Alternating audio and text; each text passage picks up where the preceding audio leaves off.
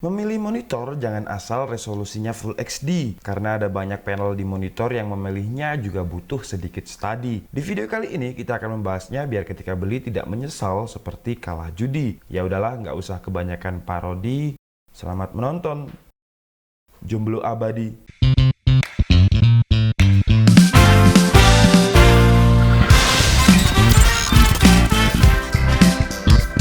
Hai Andika, guys, di video kali ini sesuai dengan janji saya kemarin ketika saya membahas tentang monitor. Hari ini kita akan membahas 3 panel, yaitu panel IPS, panel TN, dan juga panel FE. Sebenarnya ada banyak banget model panel dari layar, ada panel CRT, kemudian panel OLED, kemudian panel Retina display, dan lain-lain. Cuman hari ini kita hanya akan membahas 3 panel yang merupakan panel yang paling umum dan yang paling banyak di pasaran, karena dari segi harga, 3 panel ini sangat terjangkau. Untuk orang yang awam mungkin nggak akan begitu mengerti tentang ketiga jenis panel ini. Biasanya orang awam itu tahunya kalau layarnya udah Full HD, berarti layar dari monitor atau layar dari laptop tersebut udah bagus. Well, ya nggak begitu juga sih Ferguso. Karena di dalam layar ini, meskipun bentuknya cuma kotak persegi panjang seperti ini, ada beberapa hal atau banyak faktor di dalam layar ini yang bisa menghasilkan layar agar terlihat lebih bagus. Contohnya banyak faktor tersebut adalah refresh rate, response times, Adobe sRGB, NTSC, contrast ratio, dan lain-lain. Dan dari ketiga panel yang saya sebutkan tadi, baik IPS, TN maupun FE memiliki karakteristik yang berbeda-beda sehingga contrast ratio, sRGB, NTSC, dan macam-macam kualitas reproduksi warna yang dihasilkan dari layar itu juga berbeda juga.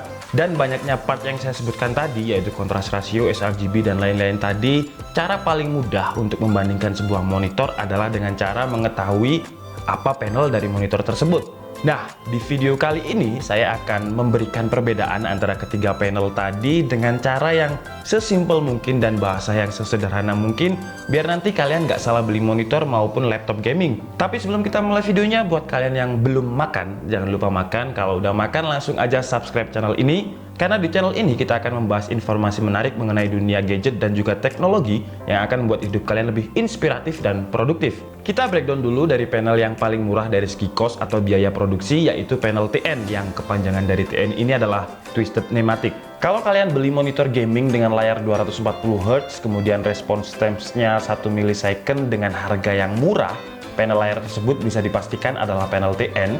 Karena karakteristik dari panel TN ini, refresh rate-nya itu tinggi, tapi response time-nya rendah, dengan tingkat reproduksi warna yang kurang, kemudian contrast ratio juga kurang, wide viewing angle juga sempit. Biasanya orang-orang itu untuk membedakan panel TN dan panel IPS, gampangnya itu kalian cuma lihat dari samping. Jadi kalau ada perubahan warna yang sangat signifikan, berarti layar dari laptop atau monitor tersebut adalah panel TN. Cuman kalau dilihat dari kiri, samping, atas, dan bawah, nggak ada perubahan yang terlalu signifikan, berarti itu adalah panel IPS. Dan biasanya kalau kalian sudah melihat layar dengan panel IPS, di mana kualitas gambarnya bagus banget, kalian nggak akan mau berpindah lagi ke panel TN yang kualitas gambarnya itu pudar, pucat, jadi kayak orang tipes atau orang sakit, di mana warnanya itu kurang segar. Jadi misalkan warna merah itu, merahnya itu nggak merah gitu, jadi merahnya agak ke oren-orenan dan kurang saturasi. Tapi meskipun panel TN ini secara kualitas visual gambar tidak sebagus dari panel IPS, cuman panel TN ini masih digemari oleh kalangan gamers, karena untuk gamers itu kan membutuhkan refresh rate yang cepet banget, kemudian juga response time yang rendah. Makanya panel-panel TN itu biasanya digunakan oleh gamers-gamers FPS atau gamers-gamers lain yang membutuhkan frame rate yang sangat tinggi. Cuman karena panel TN ini sekali lagi dari kualitas gambar visual warna tidak bagus, maka panel TN ini sangat tidak direkomendasikan atau disarankan kepada editor profesional yang biasanya ngedit-ngedit video atau foto yang sangat berhubungan dengan pixel dan warna. Selanjutnya kita bahas panel yang berinisial FA atau FE dalam bahasa Inggris ya. Dan FA ini kepanjangannya adalah Vertical Alignment, bukan FA yang dulu keciduk dengan harga 80 juta. Kalau itu FA yang lain dan beda. Kalau ini kan FE atau Vertical Alignment. Kalau FA yang lain udahlah nggak usah dibahas. Dan panel FE ini berada di tengah-tengah antara panel TN dan juga IPS. Jadi FE ini ada di tengah-tengah. Kenapa panel FE ini letaknya ada di tengah-tengah? Karena secara tingkat reproduksi warna, contrast ratio, dan juga wide viewing angle, kualitas gambarnya itu hampir sama dengan panel IPS. Ya, meskipun masih bagus panel IPS, tapi secara response time, secara refresh rate itu kecepatannya hampir menyamai panel TN. Jadi biasanya 1-5 millisecond dan juga 144 atau 240 Hz. Jadi dia ada di tengah-tengah. Cuman masalahnya yang sering terjadi di panel FE ini adalah masalah ghosting dan juga backlit bleeding yang kadang itu akan membuat kita sangat terganggu ketika bermain game. Dan panel FE ini adalah panel dengan tingkat kontras rasio tertinggi di antara panel lainnya. Dan biasanya panel ini digunakan di monitor TV, tapi karena panel FE ini memiliki response times yang tinggi yang biasanya lebih dari 5 milisecond, jadi kadang untuk pixel berubah menjadi warna itu agak lambat atau kurang responsif, maka sering terjadi motion blur yang biasanya itu membuat mata kita sakit atau pusing.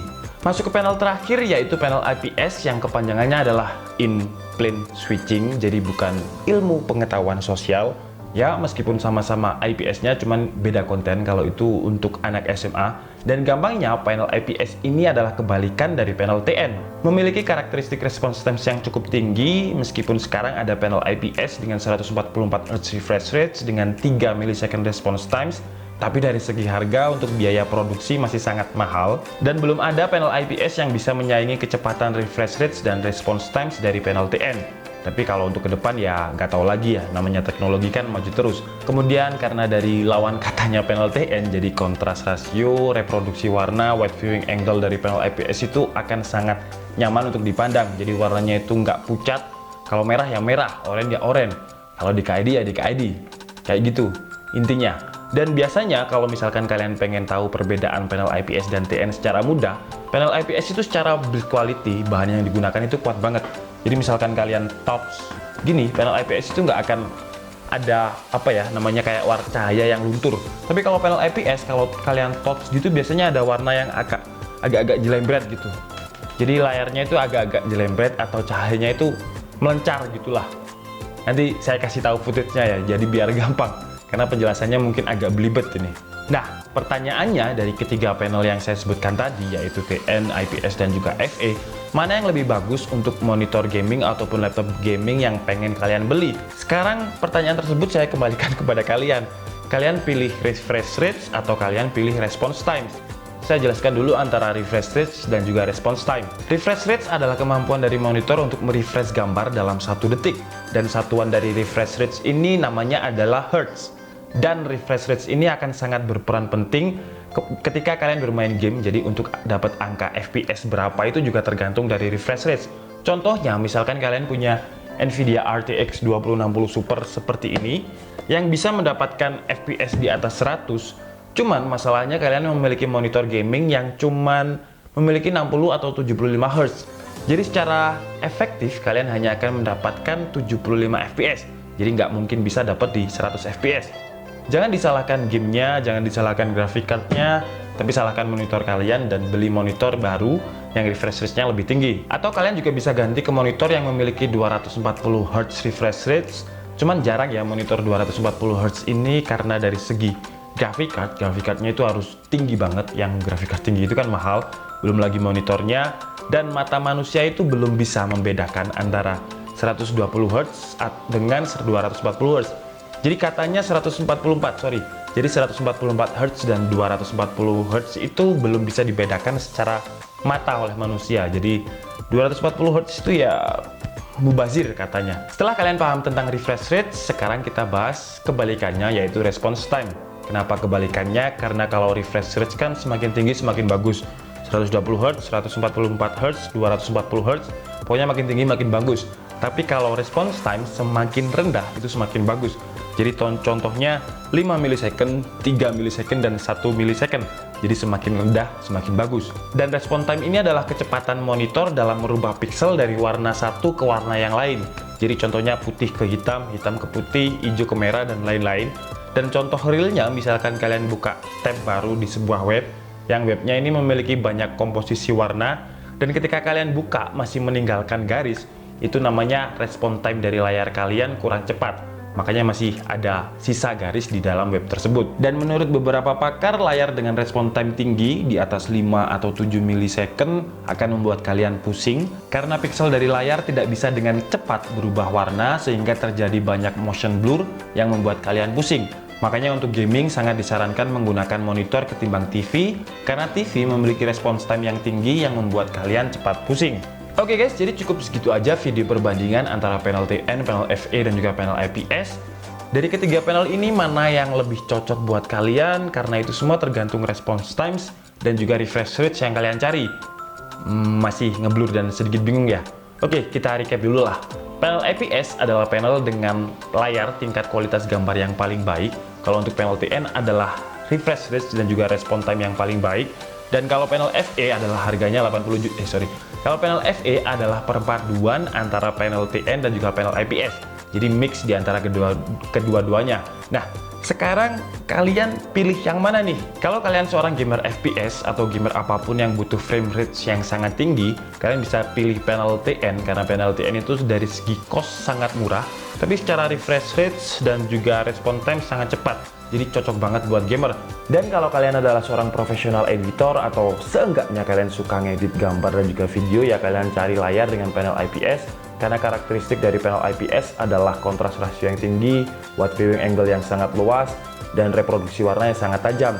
Meskipun memang panel IPS ini kalah di tingkat refresh rate dan juga response time.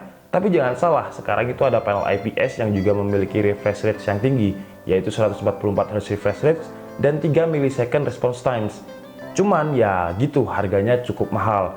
Ya mungkin ke depan harga dari panel IPS ini bisa lebih murah dan bisa menyaingi refresh rates dan juga response times dari panel TN. Kemudian ada panel FE, di mana panel FE ini adalah mix di antara keduanya. Jadi kalau kalian pengen punya layar dengan response times yang rendah, refresh rate tinggi, tapi memiliki kualitas gambar yang sangat bagus, sama seperti panel IPS, kalian bisa memilih panel FA. Tapi biasanya panel-panel FE ini dipakai di panel TV, jadi bukan di monitor atau di laptop. Oke guys, jadi cukup segitu aja video kita kali ini. Saya minta maaf kalau ada kesalahan dalam penyampaian informasi. Seperti biasa kalian bisa mengkoreksinya di kolom komentar. Dan tuliskan di kolom komentar kalian ini tipe atau pengguna yang sering menggunakan panel yang mana. Saya Andika Setiabudi and see you on the next video. Bye bye.